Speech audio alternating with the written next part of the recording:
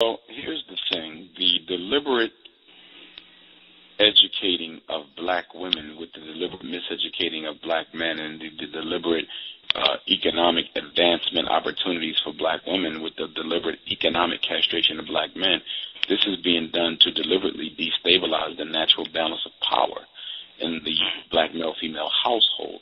You see, because what it does is it makes the man powerless and it makes the woman powerful, which automatically sets up a conflict there.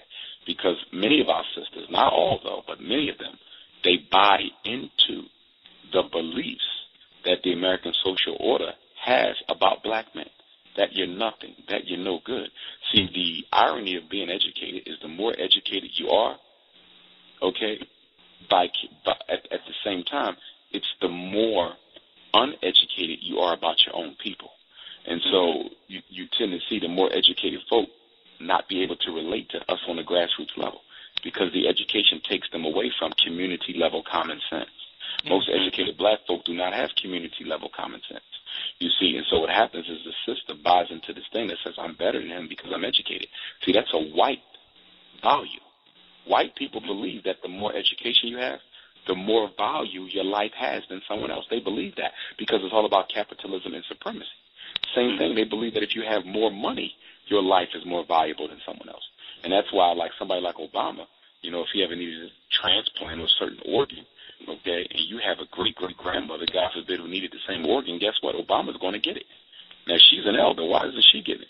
Because Obama's president of the United States. And so in white people's value system, titles, money, and education means that you are worth more. And so a lot of us go to school, I find a lot of black people get education and advanced education and more education just to do what? Try to make themselves feel better. Okay, I have a doctorate. Now I'm worth somebody. I have 3 master's degrees. Now I'm worth something. Until I had a degree, I wasn't worth anything. So what happens when they get stripped of their license to practice medicine or law? Then what happens? Now they're back to the low self-esteem they had in the beginning because those degrees did not solve the problem. They simply became a Band-Aid for it. And with all Band-Aids, once you tear them off, the problem is still there. So I know a lot of black people who went to school and got degrees for all the wrong reasons. And then they become bourgeois with uppity elitist mindsets. They have to look down on other black people, not because they think black people are lower than them, but they need you to be lower than them. Because people with low self-esteem are very insecure about who they are and what their self-worth is. So they constantly have to make themselves feel that they're above you in order to feel like somebody. Equality doesn't work. It must be supremacy. And that's how you know white folk are very insecure and low self-esteem people. Why? Because they also have to be supreme in all of their dealings with black people, too. Yes, indeed. That's always been an interesting parallel with me, you know, in my opinion, because I always looked at it, you know, for someone that has to keep putting you down, for someone that feels like they have to keep you under their thumb, it must really suck to be them, because it's like every morning, every day of their lives, they have to figure out different ways to try to make themselves feel better about whatever state that their life is in, as compared to you, you know. So, and I think if more of us were able to see things that way, we come to the realization of, you know, what the real is out here in terms of that, and it's that, you know, again, like you just said, just agreeing with you on that, you know, they are very insecure, and you know, that's pretty much the basis for a lot of the reasoning behind, you know, why they do what it is they do. Yeah. But again, I'll regress. I'm just kind of trying to flow with the conversation here. Now, there's stats out there, and stats can be made to say anything. But I recently read an article, and it stated that only 45% of African-American households contain married couples, yet in 1890, 80% of African-American households were comprised of 2 parents. 100 years later, only 40% of African-American children live in a married couple household. The question is, what breaks apart these relationships and marriages that we have?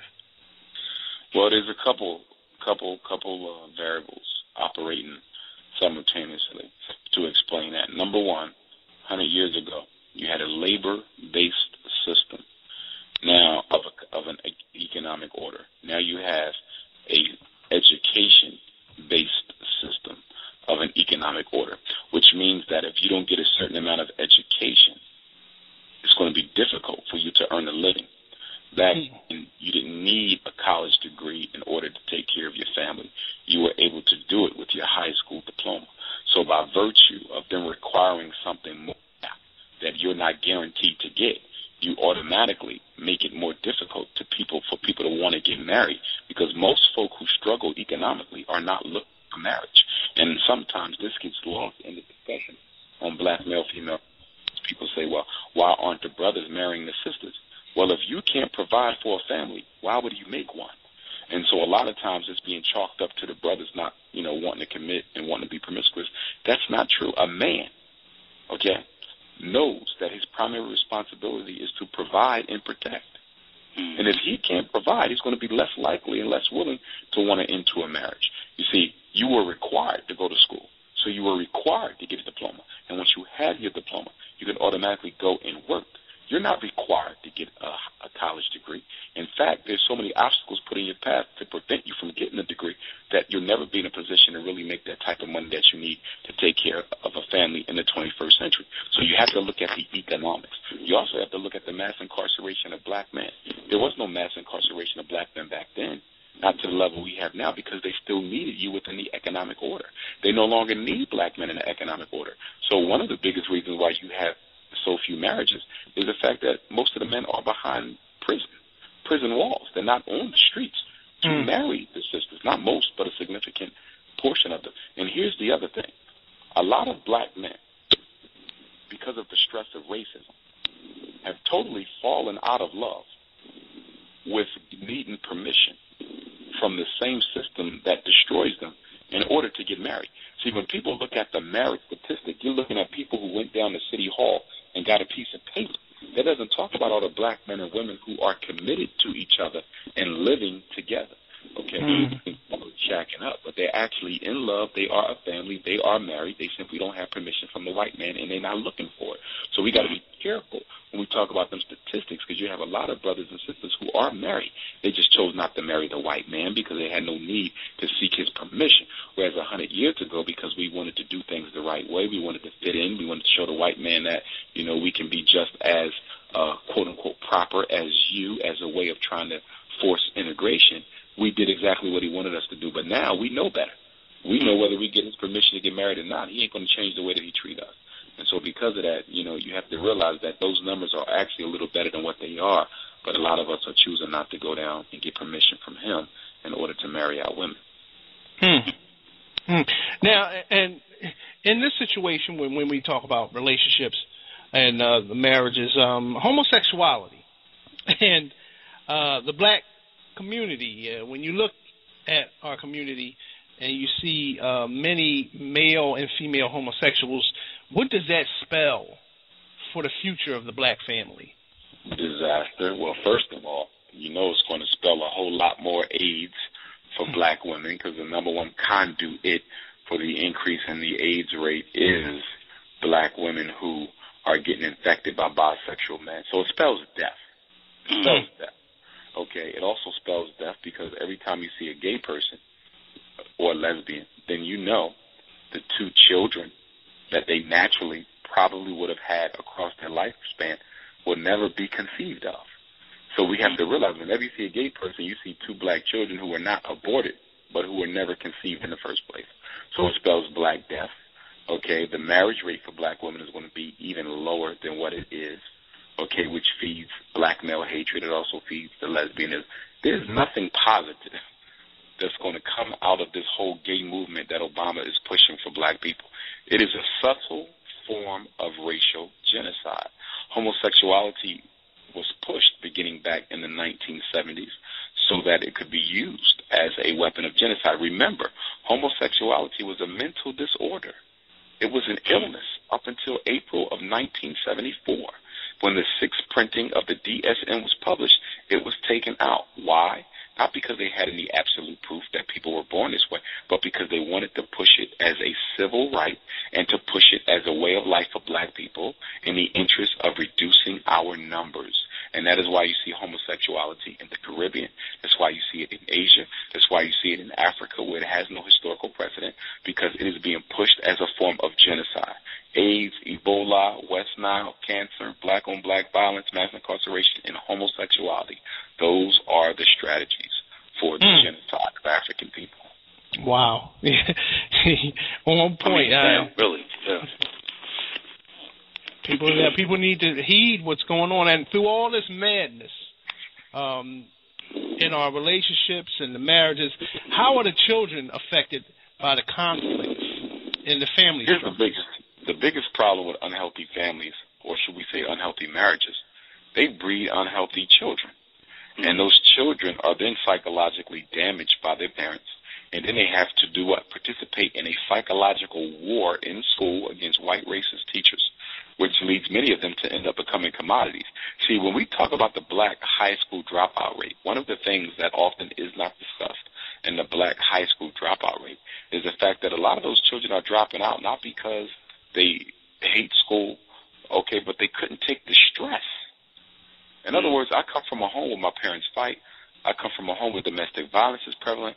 I come from a home where my parents are no longer together. I come from a home where I'm verbally abused, physically abused, possibly sexually abused, where my needs are not being met, neglected. I don't get enough time to spend with either parent. And then I have to come here. I'm already psychologically damaged. And then I got to come to school and they get psychologically terrorized by these white female teachers. Oh, hell no. I'd rather drop the hell out and keep my peace of mind. And so a lot of our children are simply vacating the schools because they can't take the stress of racism on top of the stress that they're already receiving from their unhealthy homes. So does that also, that pattern actually spill over into their own relationships in the future? Oh, without a doubt. Without a doubt. Children, to a large degree, are likely to repeat the relationship patterns of their parents. They don't have to. Okay, and people do break the norm all the time, but statistically it is a serious risk factor. Because remember, your core beliefs about the opposite sex and your core beliefs about marriage and your core beliefs about whether or not you can be successful in marriage comes from what you saw your parents had. If your parents were not happily married, then automatically you're going to start doubting whether you can be. If your mother mistreated your father in a significant way as a black man, you're automatically going to become suspicious of all black women. You know, as a black woman, if your father walked out on your mother, you're automatically going to be anxious about your man walking out on you. So that example that our parents lay for us is critical, because a lot of our behavior as adults is largely related to the memory of what we remember our parents to have had and how happy or unhappy they were in the situation with each other. So where does this fight take place? Now, I've many times when I'm sitting and I'm trying to plan out strategies, and I'm caught in between this, because I always think, should I start with the children or should I start with the parents? And the reason I get conflicted is because even if you start with the child, that child still has to go home to some knucklehead parents. So I'm wondering, I want to ask, what would be the strategy that you would partake? Well, here's the thing. One of the reasons why I think we need to do residential schools is because we don't have to worry about the parents sabotaging the instruction or the socialization that we're giving the children.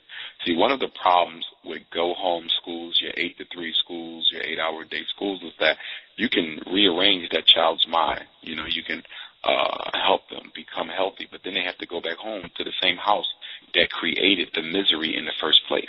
And so you never make any progress, because you build today and the parents unbuild tonight.